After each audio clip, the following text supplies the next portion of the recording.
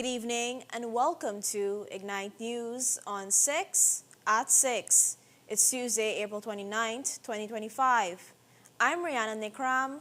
Thanks for joining us. Here are the highlights. The father of 11-year-old Adriana Young has urged citizens to engage in peaceful protests if they wish to show support for the deceased child. Government seeking to immediately upgrade missing persons response systems. Local doctor explains autopsy, calls on public to allow due process in the investigation of Adriana's death. And schools, businesses close as protest erupts following the announcement of the autopsy results for Adriana Young. In the wake of the heartbreaking death of 11-year-old Adriana Young, her father, Sir Brian Young, is pleading with the public to end the violence. Sir Brian Young took to his TikTok page early this morning to inform citizens that his daughter was not a violent person and would not be in agreement with violent action committed in her name. Young received news yesterday afternoon following the autopsy on his daughter that she had died by drowning and could not accept the information given all that had transpired before her body being found in the Doubleday Hotel pool at Tushin, East Bank, Essequibo last Thursday. I hear that thing yesterday, I could have lose my mind like that, to be honest, but that thing want me to do now. This way from the heart. Everybody who out there who said I love Adriana and want to be there for Adriana. Adriana won't like violence. I tell you the truth from my heart. From my heart, Adriana don't like violence. Adriana is not a violence girl. So if you please love me that you have to stop the violence. You have to protest in a normal way, please. The elder Young told the nation that listening to the doctor's autopsy result yesterday was the hardest part of his life. He said that while the child was said to have drowned, there was a liquid in her lungs which has been sent for testing overseas. The family will now have to await the results of those tests. Young was referring to numerous unrest activities that took place across the country last evening. Several thoroughfares across the country has been set on fire with debris following the autopsy examination of 11-year-old Adriana Young, which was conducted at the Georgetown Hospital earlier in the day. Even before the results were out, protesters and police ranks from the Tactical Services Unit battled it out outside of the health facility, with one person being shot in the head with a live round, and later succumbing to his injuries. Protesters hurled bricks, bottles, and other missiles at police ranks. By nightfall, protests had erupted across town, later spilling to surrounding areas and out-of-town communities. Many schools and businesses closed today following violent protests that erupted last night after the announcement of post-mortem results for 11-year-old Adriana Young. Demonstrators took to the streets in Georgetown, East Bank Demerara, West Bank Demerara, West Coast Demerara, Berbice, Essequibo, Linden, and other areas across the country. The protests disrupted traffic, blocked roads, damaged public infrastructure, and resulted in the looting of businesses. Multiple reports of robberies in these areas have also surfaced. In response to the chaos, many commercial businesses, public offices, and schools temporarily closed for safety reasons. Citizens, fearing further unrest, stayed indoors, creating a tense and gloomy atmosphere, especially in high-traffic zones. Additionally, American airline flights AA2547 from JFK and AA1513 from Miami were diverted to Port of Spain, Trinidad and Tobago, and the U.S. Embassy in Georgetown also canceled visa and American citizen services appointments. To restore order, the Ministry of Home Affairs enacted a Public Safety Order 2025 under the Public Order Act. The order prohibits public meetings, gatherings, processions, and marches between the hours of 12:30 a.m. and 5 a.m. It took effect immediately and will remain in place indefinitely. Protests erupted in Linden today as residents blocked key sections of the half-mile and one-mile public roads at Wismar, demanding justice for 11-year-old Adriana Young. Tires, branches, and household items were set ablaze, forcing vehicles to turn back and businesses to shut down. There are also reports of attempted looting in the Mackenzie Arcade.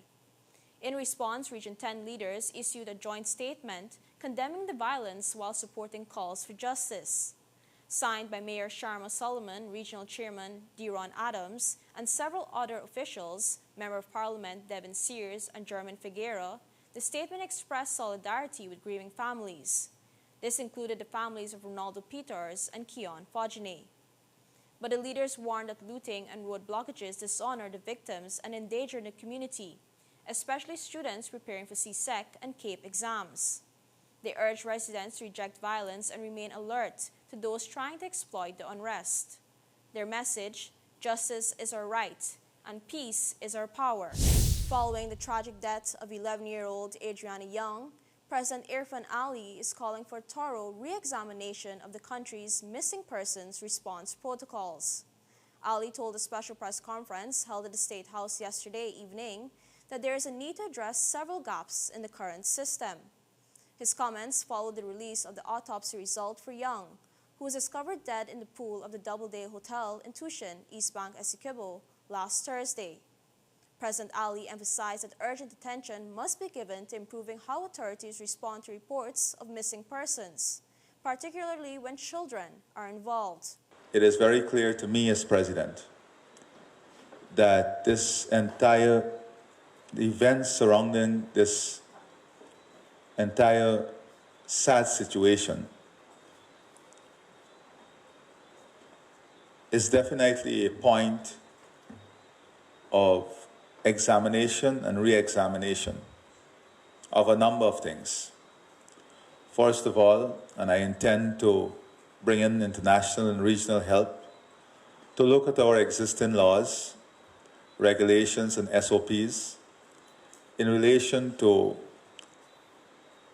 policing work, in relation to laws governing missing persons. And when I say laws, I'm not only speaking about laws covering the police and police operation, SOPs covering the police and police operation, or only relating this to the police.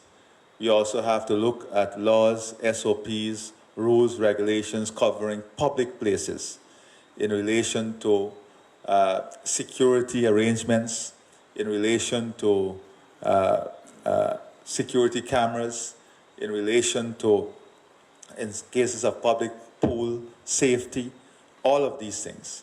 The laws, regulations, and rules, SOPs surrounding all of these things need immediate review with an objective of upgrading, objective of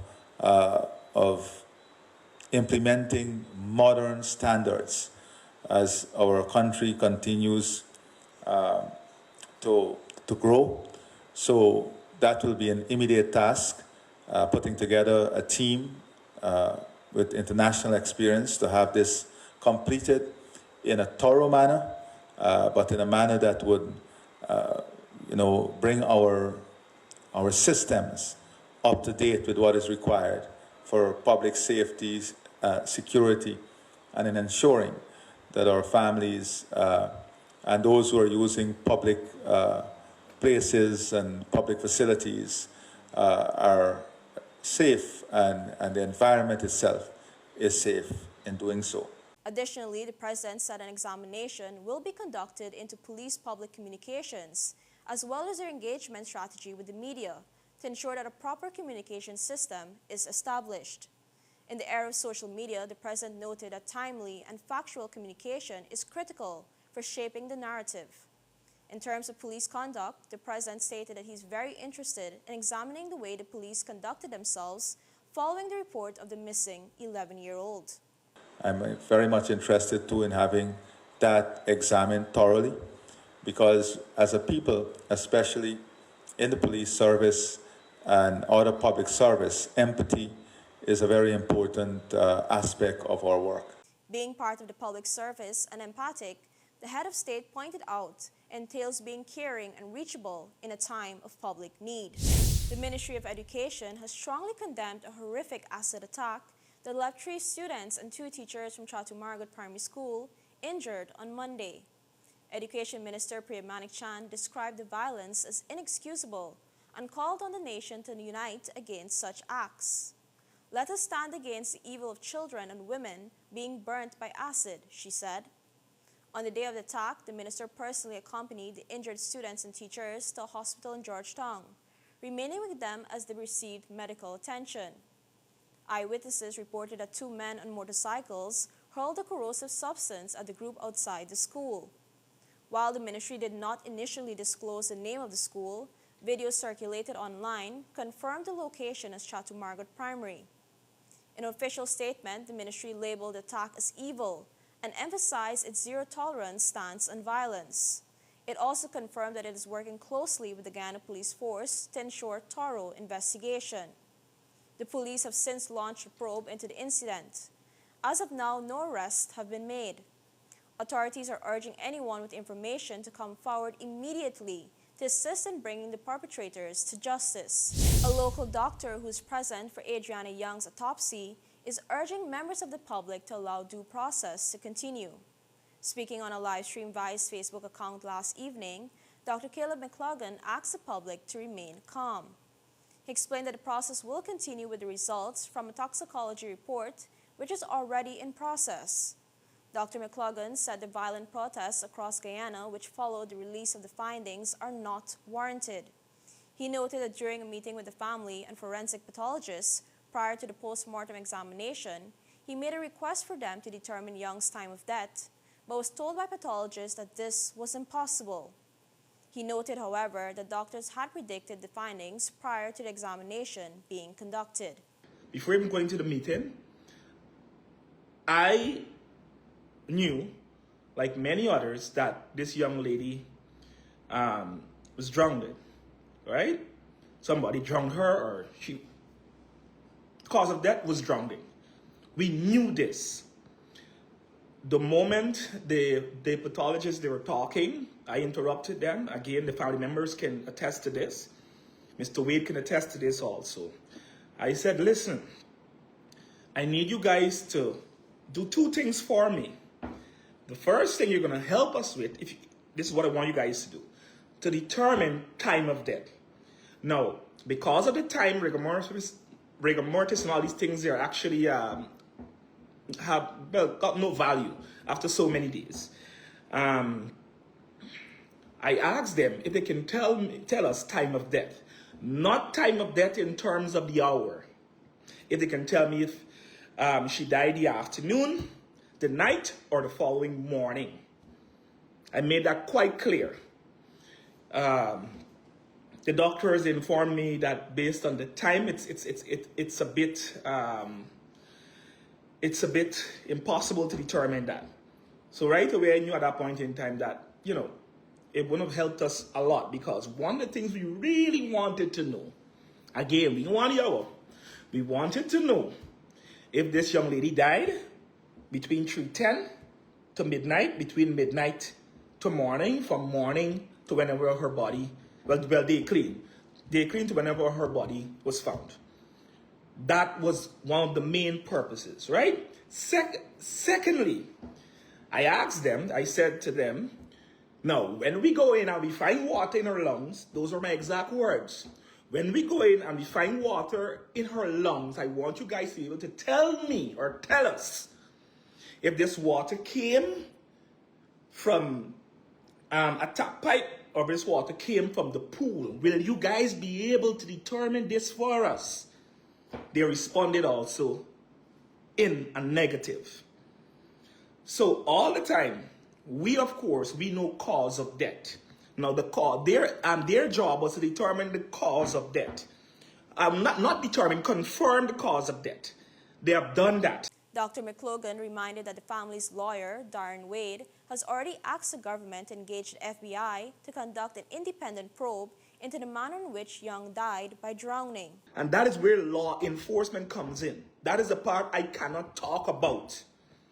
So do not be running around telling people take money and so on. Ain't got no way in a million years anybody could pay me for that young lady's life. So y'all don't stop with the nonsense.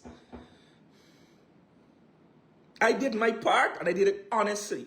He continued to urge the public to discontinue violent protests, noting that everything went according to law and protocol. So we going on the road and burning down and do not wait. Let this thing go. Let the process. Oh my God. Again, I am trying not to use the word law law enforcement or the police. I'm trying not to use that word. Mr. Wade has already engaged the government about getting help from the FBI and Scotland Yard to have an independent probe into why it took, I gotta use it again, law enforcement so many hours to discover that young lady's body. All right, guys? So I'm humbly asking you guys, right? Stop the burning. Let us just let the process continue. We all knew before that this whole thing happened, we all knew what took place. Now, we have confirmation that it was water in the lung. But unfortunately, guys, we cannot determine, based on what the forensic specialists they have said to me, whether or not the water came from the pool, reason being also, right? It can be because of osmosis, it can be because the lung generally have a bit of water inside, can dilute the chlorine. This part, I'm being honest with you, I'm humble enough to let you guys know that that is out of my reach. I was trying to do the research to see where we can have the liquid. They have pieces of every part of the body being that was examined that will be processed meticulously. I keep using this word meticulously. I have never seen an autopsy. I don't like using autopsy. People get vexed when I use it. Necropsy. Got a reason why. But it's a long story since in Cuba, first year medicine. I have a preference over necropsy, although necropsy, according to modern definition, is doing it on animal. Is that they separate it. But you can't do autopsy. You can't examine your dead self. That's why I don't believe in. So that's why I keep using the word necropsy for the persons who keep talking nonsense about malapropism and so on. Anyhow, again, let Scotland Yard, the FBI, whoever, the family and their lawyer, with my opinion of also, basically engage to help us do this independent. We want nobody from Guyana.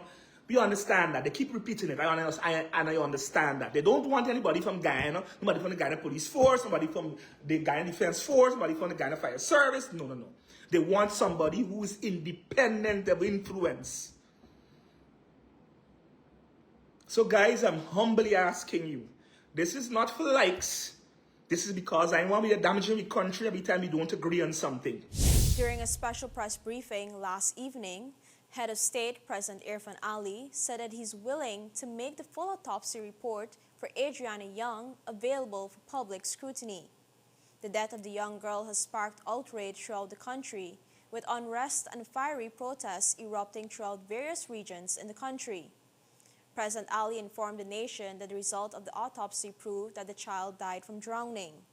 He said that the objective of the autopsy was to identify signs of trauma or injuries to the body, detect signs of sexual violence, collect appropriate forensic samples, and document the post-mortem examination through photographs and videography to determine the cause of death. Upon completing the procedure, the forensic pathologists rule out signs of physical and sexual trauma on Ms. Young's body. After careful deliberation, the team concluded that Ms. Young died as a result of drowning. Ms. Young's relatives were briefed following the examination and informed of the medical cause of death. Due to the state of the decomposition of Ms. Young's body, the pathologists were unable to provide an exact time of death. The relatives were also informed that the pathologists ruled out theories of forcible drowning or any other means of killing, followed by disposal of the body in water. The pathologists would conclude their report and sign their full report, and that, of course, within the limits of the law, will be made available to the family and also, I'm sure, for public examination at any time. A toxicology report is also expected to determine the fluids that were found in the girl's body.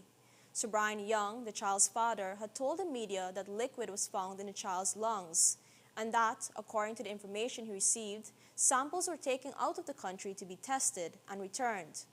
The autopsy was conducted and observed by Dr. Rudner, distinguished forensic pathologist from Mount Sinai Hospital in New York, Dr. Paul, the government-appointed pathologist from Barbados, and Dr. Collins, chief medical examiner from the state of Delaware, chosen by Adriana Young's family to represent their interests. President Irfan Ali and First Lady Arya Ali have called for peace and unity in Guyana as the nation grapples with the tragic death of 11-year-old Adriana Young. In a Facebook post, President Ali urged citizens to reflect and remain united. Today, I ask each of us to prayerfully reflect on our lives as citizens. I especially lift up Adriana, her family, and all in the society who are in pain and distress. I also hold in prayer those who were harmed, traumatized, mistreated, injured, or taken advantage of yesterday and last night. I pray that we are inspired by what uplifts us rather than what tears us apart, by what draws us closer rather than what drives us away from one another.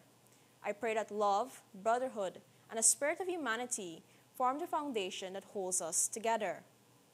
First Lady Arya Ali, in her first public statement since Adriana went missing, also shared her grief. Over the past few days, I have been quietly reflecting on the tragic loss of little Adriana Young. My heart aches for the parents, family, friends, schoolmates, teachers, and neighbors of Adriana. I mourn the loss of the intelligent, upstanding grown-up she never got to be. May her beautiful soul rest peacefully. She urged those exploiting the tragedy to desist, adding that Adriana's life should inspire peace and love, not division of fear. Several regional chambers of commerce have condemned the violent unrest that swept through parts of Guyana last evening. The Region 3, Linden, and Georgetown Chambers of Commerce and Industry all extended condolences to the family of Adriana Young while strongly denouncing the destruction of property and attacks on police officers. The Linden Chamber also acknowledged the recent deaths of Ronaldo Peters and Keon Podgene, expressing sympathy to their families. All chambers called for peace and unity, warning that lawlessness threatens public safety, business operations, and national stability. The Georgetown Chamber said criminal elements are exploiting public frustration and urged citizens to reject violence and uphold the rule of law. Regionally, United National Congress leader Kamala Prasad-Bisesar celebrated her 73rd birthday with a symbolic gift, a return to power. Her party, the UNC, defeated the Ruling People's National Movement, PNM, in yesterday's general election, marking a historic moment in Trinidad and Tobago's political history.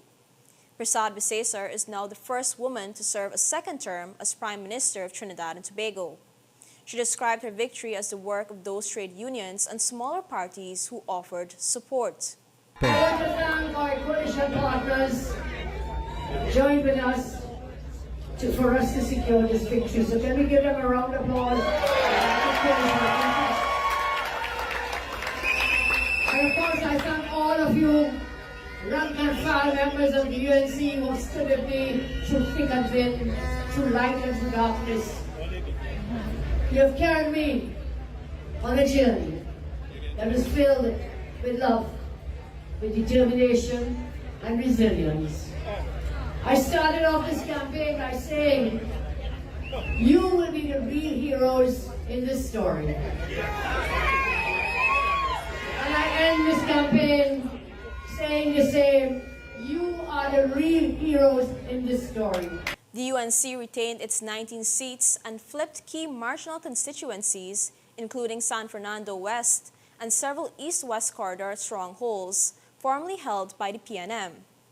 Meanwhile, the Tobago People's Party, led by Farley Augustine, swept both Tobago seats. Together, the UNC and TPP will form the new government, leaving the PNM in opposition. PNM leader Dr. Keith Rowley conceded just after 10:15 p.m. The victory follows months of political tension, with the PNM fending off repeated election demands before calling a snap poll, just 4 months shy of the full term. The PNM is expected to meet soon to select a new opposition leader.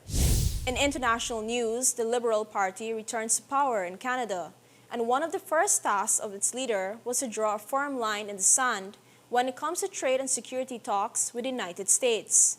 Speaking exclusively to the BBC as election polls closed, Carney made it clear that Canada would only engage in discussions with President Donald Trump on its terms. We're two sovereign nations. There is a partnership to be had, an economic and security partnership to be had. It's going to be a very different one than we've had in the past. But also, we've got lots of other things to do.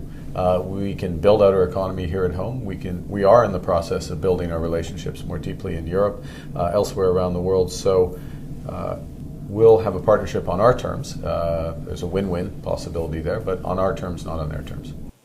He emphasized that he would only visit Washington if there were serious discussion that respected Canada's sovereignty. Since Trump's re-election, the U.S. president has floated the idea of making Canada the 51st state of America, an idea that has sparked outrage among Canadians.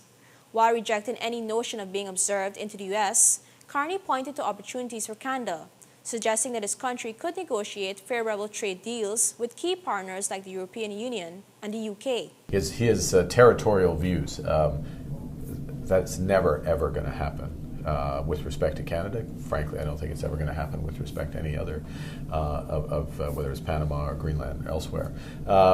So the question is, when are we ready to have that discussion? Remembering that we are the biggest client for more than 40 states. Remember that we supply them with vital energy, both conventional energy, and it potentially could supply them with critical minerals. Remember that we supply their farmers with basically all their fertilizer, 70% of their fertilizer and beyond. We deserve respect, we expect respect, and I'm sure we'll get it in due course again, and then we can have these discussions. The U.S. remains a vital market for Canadian businesses, with 75% of Canada's exports heading south. Meanwhile, Canada makes up just 17% of U.S. exports. Canada is also America's largest foreign supplier of crude oil, and the expected $45 billion trade deficit with Canada in 2024 is largely driven by U.S. energy demands. In sports, at just 14 years old, Vaibhav Suryavanshi has taken the cricketing world by storm, becoming the youngest player to score a century in men's T20 cricket. The BBC reports that his remarkable 38-ball innings for Rajasthan Royals against Gujarat Titans featured 11 sixes and 7 fours. The teenager left even top international bowlers like Ishant Sharma, Mohammad Siraj, Washington Sundar, and Rashid Khan struggling to contain him.